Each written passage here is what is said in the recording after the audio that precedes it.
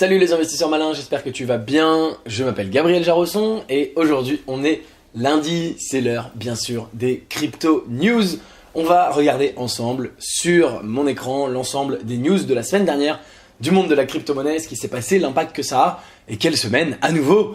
Et on va donc regarder tout ça ensemble. Avant de commencer, si c'est ta première fois ici, si c'est pas encore fait, si c'est pas encore le cas, je t'invite à cliquer sur le bouton s'abonner juste en dessous de cette vidéo pour t'abonner à la chaîne YouTube Léonis, ne rater aucune de mes vidéos dès que je les publie et rejoindre plusieurs milliers d'investisseurs malins. C'est parti.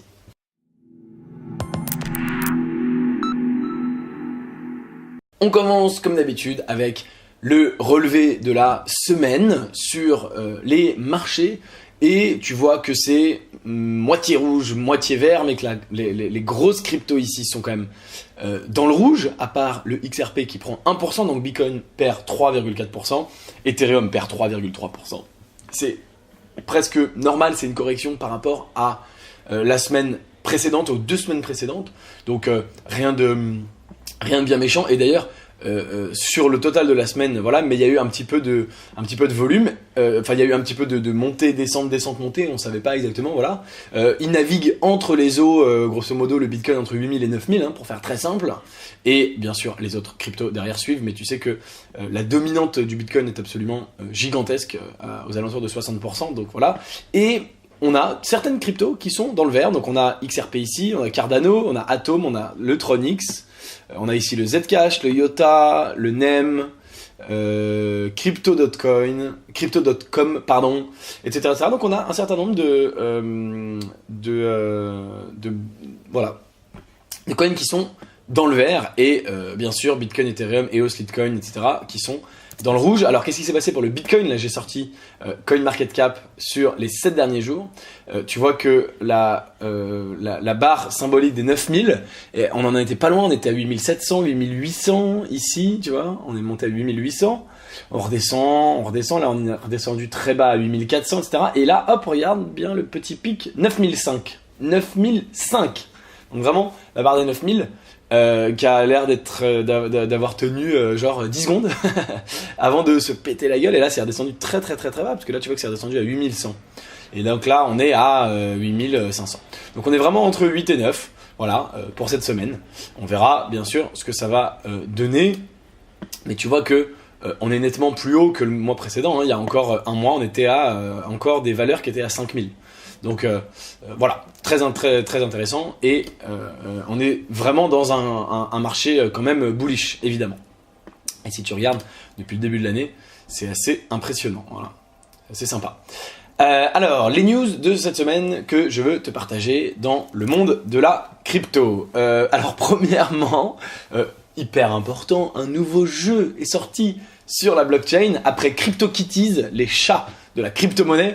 On a Cheese Wizards, donc les magiciens du fromage. Extraordinaire, ces mecs sont clairement hyper matures, visiblement, les mecs qui choisissent les noms. Donc c'est par les cofondateurs de CryptoKitties, Dapper Labs.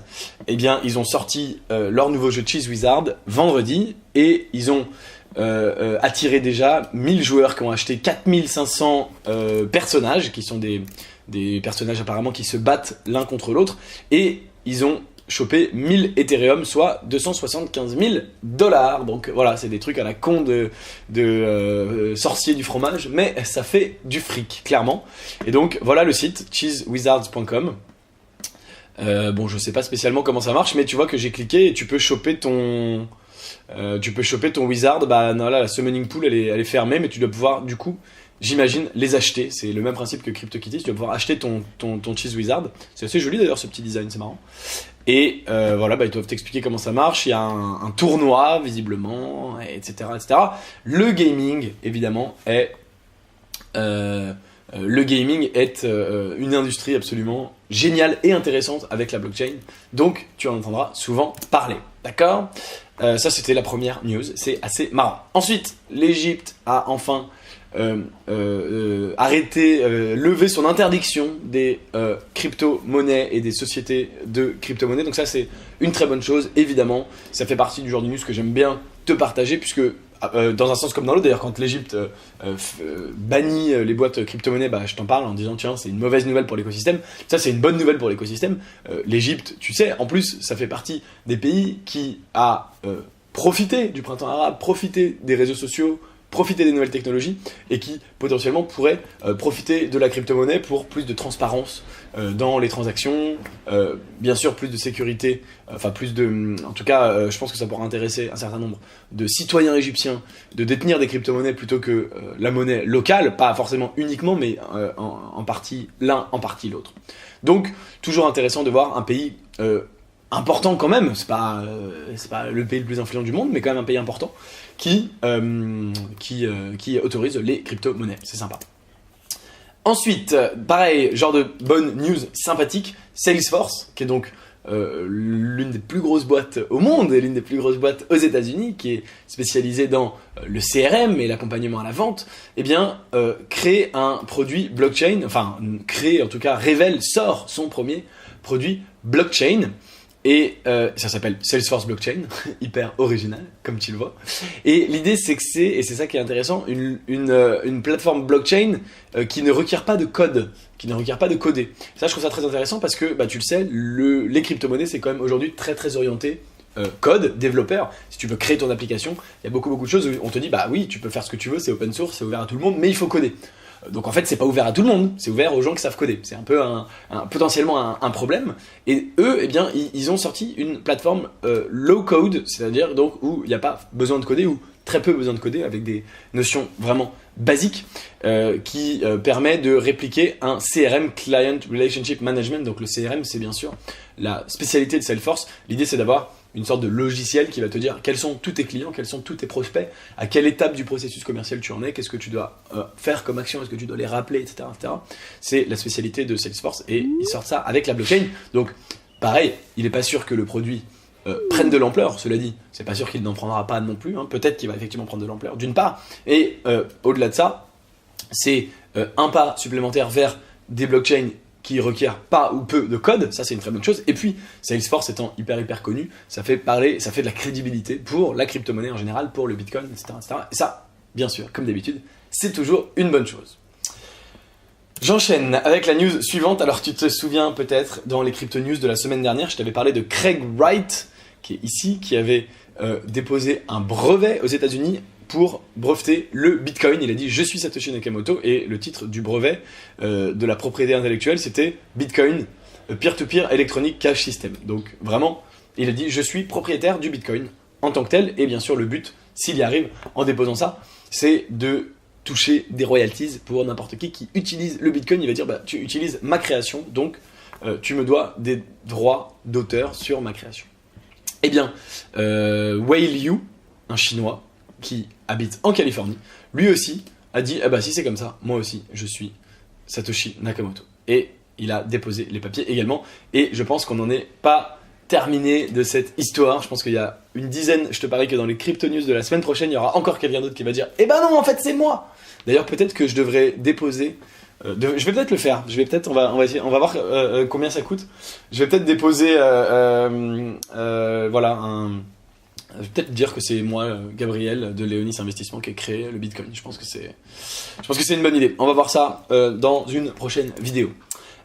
Ensuite, alors, pareil, petite, celle-ci news pas hyper importante, mais j'avais envie de te la partager quand même. C'est une université américaine de la Ivy League qui crée un cours sur les crypto-monnaies. Alors pourquoi je t'en parle? Parce que tu me dis, bon ok, l'université crée des crypto-monnaies, bon très bien, mais c'est la Ivy League. La Ivy League, c'est les universités les plus prestigieuses au monde, les universités les plus prestigieuses des États-Unis. C'est les universités dans lesquelles il est extrêmement difficile, compliqué d'entrer, et c'est extrêmement compétitif. Donc c'est pas n'importe quelle école, c'est comme si c'était une très grande école française, je sais pas, HEC au hasard, qui est bien sûr l'une des plus grandes écoles françaises. Et donc c'est la Wharton School of the University of Pennsylvania, donc Wharton, tu as peut-être entendu parler, très grande école qui crée son cours sur la blockchain et la crypto-monnaie qui s'appelle FinTech Foundation and Application of Financial Technologies. D'ailleurs, c'est intéressant que tu vois, il ne mentionne pas le mot crypto-monnaie ou blockchain dans le titre du cours, mais le paiement, la crypto-monnaie, la blockchain sont effectivement étudiés à l'intérieur et c'est open source, hein. Je crois que c'est ouvert à tout le monde. Attends, je te dis une bêtise. Touk. Non, peut-être pas. Alors souvent, hein, les cours de ces universités sont en open source. Est-ce qu'on les a? Non. D'accord. Et je suis pas sûr du coup, c'est pas écrit dans l'article. Donc à confirmer. D'ailleurs, si ça t'intéresse, de le suivre, tu peux essayer d'aller chercher le cours. Et il y a de fortes chances qu'il soit ouvert, et donc ça pourrait être intéressant si tu veux suivre un cours d'une université prestigieuse sur la fintech, la crypto-monnaie, la blockchain. Et si tu le trouves, n'hésite pas bien sûr à venir nous le dire en commentaire. Ensuite, alors le COO de Coinbase est parti. Tu as peut-être vu la news, elle date du 31 mai, donc c'était il y a quelques jours. Donc c'est quelqu'un qui s'appelle Azif Hirji, pas facile du tout à prononcer. C'était le président et le COO. COO, c'est Chief Operating Officer, donc en fait c'est le COO en général, c'est vraiment soit le dirigeant, soit le bras droit du dirigeant. Alors ça dépend comment c'est organisé. Le vrai dirigeant, c'est le CEO, Chief Executive Officer, on dirait en France le PDG ou le directeur général. Le COO, c'est plus dans l'opérationnel, mais c'est dans l'exécutif, et en général c'est quand même soit vraiment le bras droit du CEO, soit carrément la personne qui dirige la boîte. Donc c'est un poste, un gros poste. Et voilà, visiblement c'est pas très bon signe pour Coinbase, on sait pas exactement ce qui se passe, mais c'est pas la première fois qu'ils ont des départs, ils ont perdu ces derniers mois pas mal de monde. Tim Placas, le head of OTC, donc OTC c'est over the counter, donc c'était tous les exchanges qui passent en direct. Ils ont perdu ce mec là, que je prononcerai pas son nom, et Jeff Cartwright qui est parti chez Facebook. Et donc voilà, il y a le Chief Technology Officer, donc c'est quand même des postes hyper clés, hein. Lui c'est le CTO, c'est vraiment le poste quasiment le plus important, surtout dans une boîte technique, aussi technique que Coinbase. Et il est parti en mai. Donc voilà, les rats quittent le navire, si je puis dire. Je sais pas ce qui se passe. Peut-être que c'est plus intéressant, excitant pour eux, parce qu'ils se disent ok, maintenant on est les leaders mondiaux, donc je vais repartir sur une aventure en repartant de zéro, mais voilà, pas de très bon signe, et à voir ce que ça va donner pour Coinbase, je ne sais pas. À suivre, très intéressant.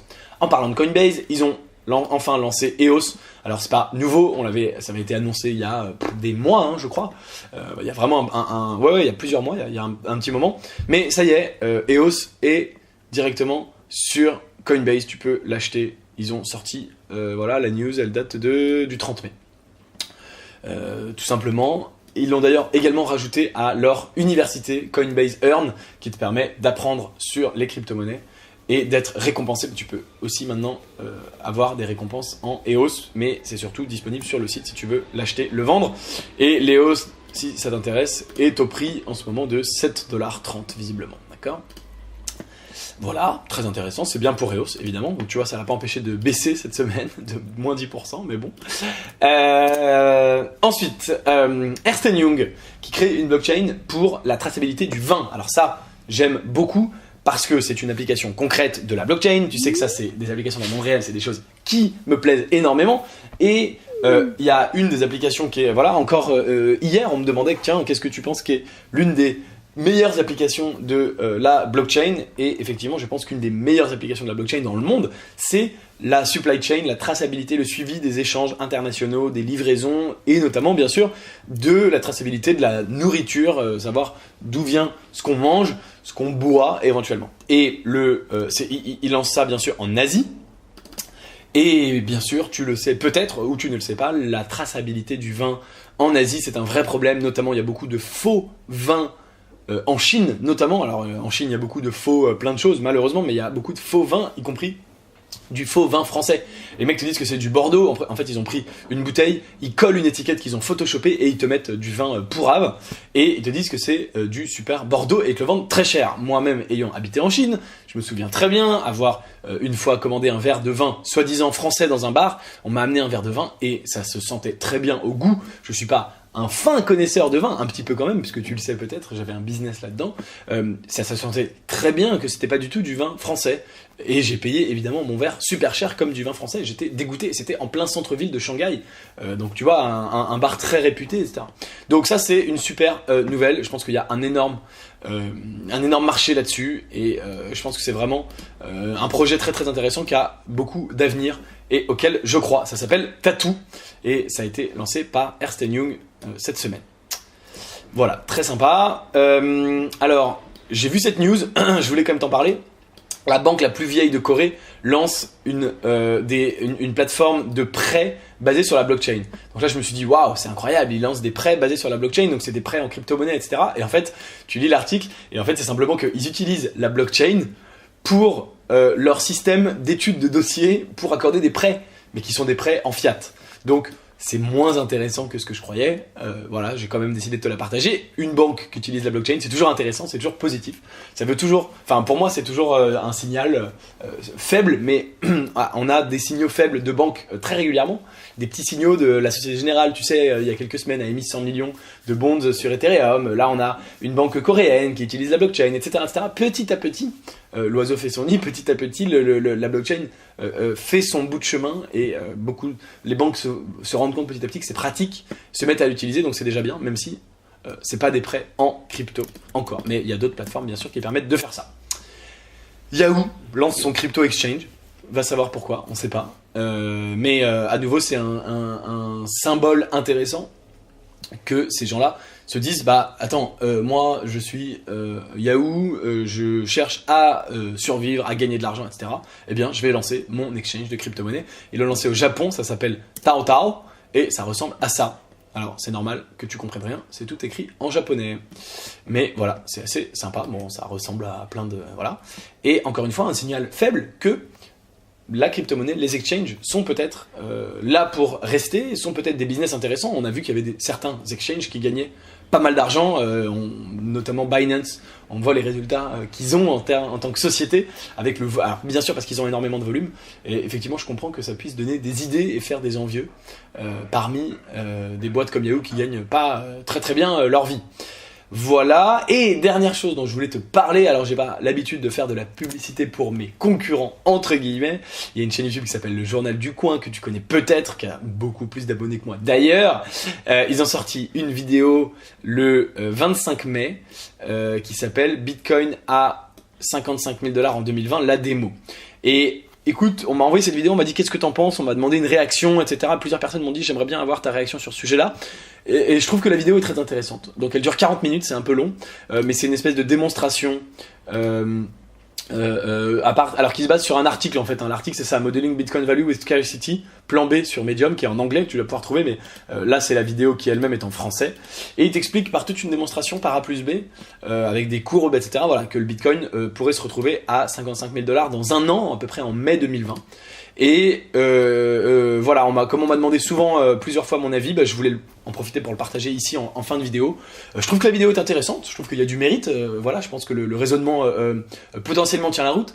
Comme toute prévision sur le futur, j'ai aucun avis, j'ai aucune façon de te dire s'ils ont raison ou pas. Encore une fois, je trouve que le raisonnement est pas débile, mais ça veut rien dire. Toute activité de prédiction est inutile. On ne sait pas ce qui va se passer. Il peut y avoir soit une guerre mondiale en 2020 ou un effondrement de toutes les banques qui fait que le Bitcoin ne sera pas à 55 000 mais à 2 millions, soit le Bitcoin peut se faire je sais pas quoi, hacker ou se casser la gueule et le Bitcoin sera à 0, on ne sait pas. Le raisonnement lui-même est pas dégueu, est intéressant, voilà, c'est tout ce que je peux te dire. Hésite pas à aller la voir, et vraiment si tu t'intéresses au Bitcoin de façon sérieuse, c'est 40 minutes intéressantes, et bien sûr je te conseille de faire ici paramètres, vitesse de lecture, et tu peux faire x1,5, x1,75 ou x2 pour regarder la vidéo plus vite. Voilà, c'est tout pour les crypto news d'aujourd'hui. Comme d'habitude, dis-moi en commentaire quelle est la news qui t'a le plus surpris, quelle est la news qui t'a le plus intéressé. Si les crypto news te plaisent, bien sûr, mets-moi un like pour me le dire, et n'hésite pas à partager cette vidéo. Si tu veux savoir dans quelle crypto-monnaie j'investis mon argent perso, où est-ce que j'investis dans tout cet écosystème, c'est pas facile à naviguer comme tu le vois, eh bien tu es libre de rejoindre le club privé Leonis Crypto Mastermind. Le lien est dans la description, et chaque semaine dans ce club privé je te partage une crypto-monnaie dans laquelle j'investis mon argent perso, et je t'explique pourquoi sur le long terme je crois à cette crypto-monnaie, et tu as le choix, la possibilité, si tu le souhaites, de m'imiter. Le lien est dans la description, tu es bien sûr le bienvenu. Moi je te dis merci de m'avoir regardé jusqu'au bout, je te dis à très vite, à demain pour une autre vidéo et à lundi prochain pour une autre Crypto News. En attendant la prochaine vidéo, tu peux regarder une autre vidéo de moi qui va apparaître sur l'écran juste après. Ciao. Salut! Tu sais que si tu cliques sur le gros bouton juste là, le Bitcoin va automatiquement monter de 1%. Et oui, c'est prouvé, ça a été scientifiquement démontré. Si tu cliques pour t'abonner à la chaîne YouTube Léonis, eh bien le Bitcoin prend instantanément 1%. T'es encore là? Vas-y, fais-le!